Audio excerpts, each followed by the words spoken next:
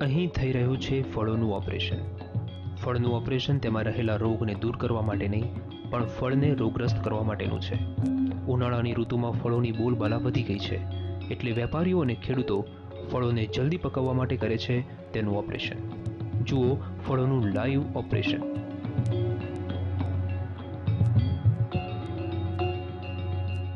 બજારમાં તરબૂચનો ઠેર ઠેર ખડકલો થઈ ગયો છે. તરબૂચને અંદરથી લાલ બનાવવા માટે થઈ રહ્યું છે ઓપરેશન.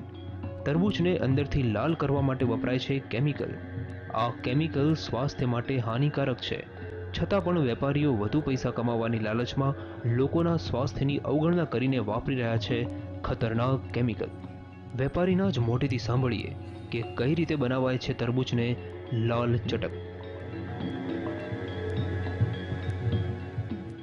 લગભગ 20 લીટર પાણીમાં આના 4 થી 5 ઢાંકણા જે છે એ ઢાંકણા ભરીને 20 લીટરમાં 4 થી 5 ઢાંકણા નાખવાના.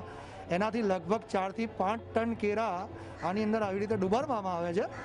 ડુબાડી અને એને એક મોટું ટેબલ જેવું બનાવેલું હોય છે, એના ઉપર મૂકવામાં આવે છે.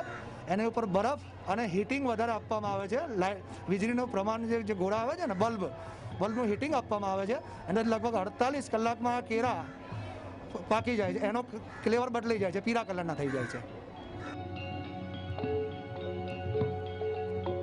તરબૂચને અંદરથી લાલ કરવા માટે શું થાય તે તો જાણ્યું, પણ હવે એ પણ જાણી લ્યો કે તમે રોજ જે પીળા કેળા ખાઓ છો તે કેળા કઈ રીતે પકવવામાં આવે છે.